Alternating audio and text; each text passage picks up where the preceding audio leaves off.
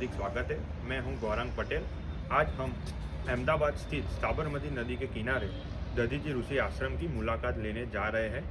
तो चलो आज जानते हैं कि ये मंदिर कितना पुराना है और इनका जो विशेष महत्व क्या है। तो चलो शुरू करते हैं।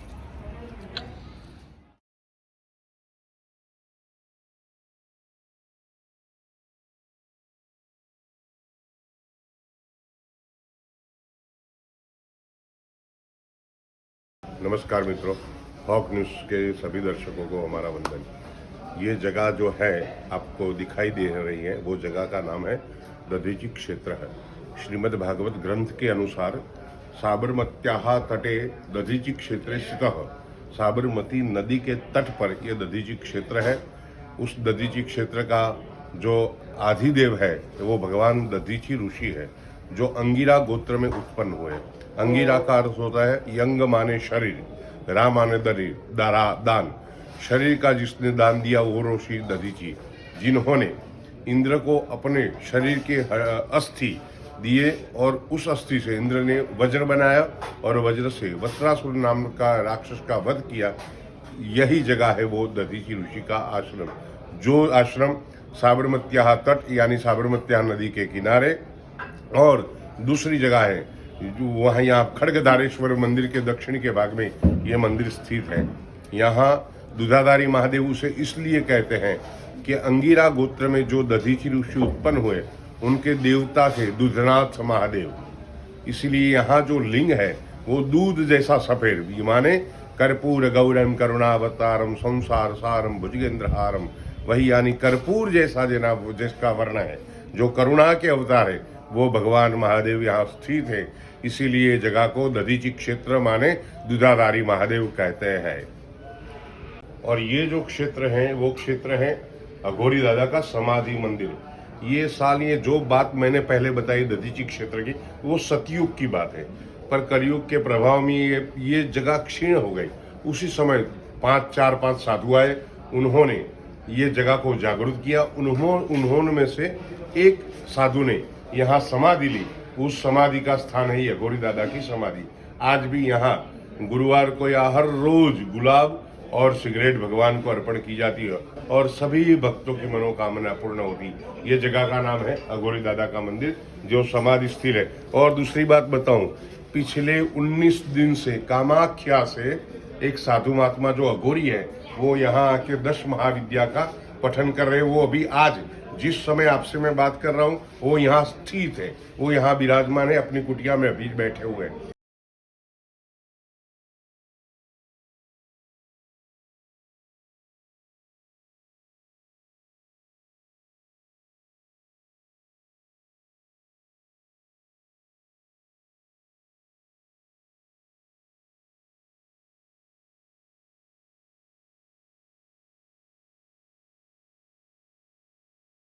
ये अभी यहाँ ही है, वो 19 दिन से उसकी साधना चल रही है।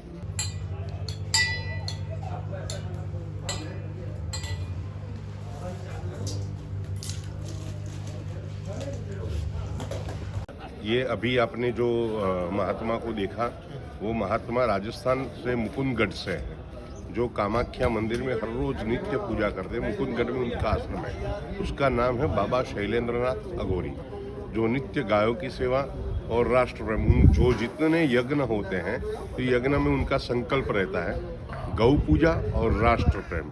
उनका जीवन ही राष्ट्र प्रेम के लिए। वो दश महाविद्या का अभिन्न अंग है।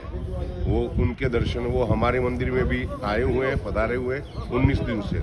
और ये दुधाधारी महादेव ट्रस्ट जो है ना, वो कई सालों से है। और ये आपने मंदिर देखा, सफ़ेद शिवलिंग देखा, वो मंदिर 1905 में उसका जीर्णोद्धार हुआ है। यानी इतना ही बता दूं आपको, 1915 में गांधी जी साउथ अफ्रीका से आए। कौन से साल में? 1915 में। उससे पहले ये मंदिर का जीर्णोद्धार हुआ। यानी ये भूमि सालों से है। अभी हमारे पास 115 साल पहले का दस्तावेज भी मौजूद है।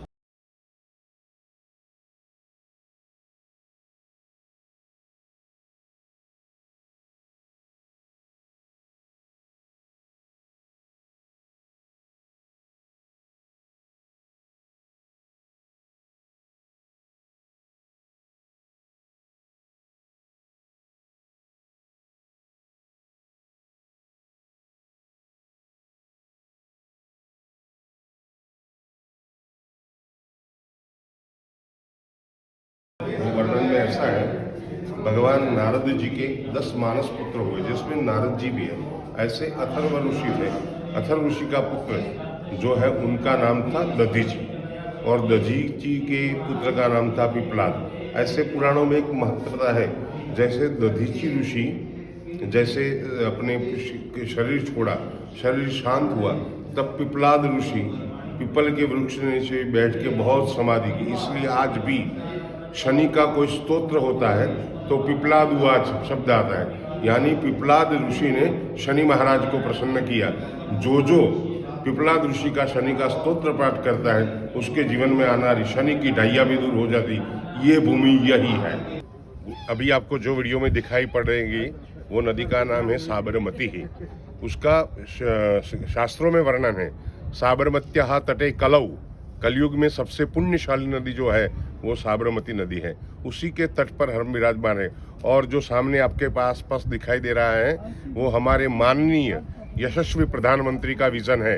ये रिवर फ्रंट पे हम खड़े हुए हैं, दोनों बाजू में हम पैदल चल सकते हो और नदी का लुफ्त उठा के उसका दर्शन कर सकते हैं। ये जगह है साबरमती रिवर फ्रंट, और हमारे मंदिर दूधाधारी क्षेत्र के बिल्कुल बगल में से है। वहाँ से हमारे मंदिर में से उतरने का घाट भी है।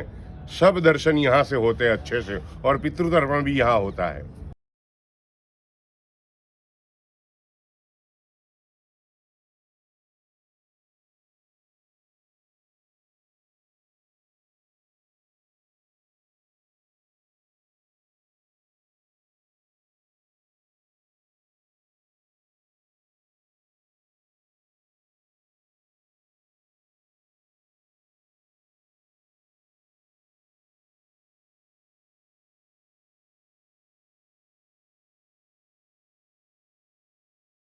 आज ये एपिसोड में हमने साबरमती नदी के किनारे दधीची ऋषि आश्रम की विशेषताएं देखी और महंत से जाना कि ये प्राचीन काल से कितना पुराना है। तो अभी आज एपिसोड के लिए इतना ही। अगले एपिसोड में हम कोई नए मंदिर की मुलाकात लेंगे। धन्यवाद।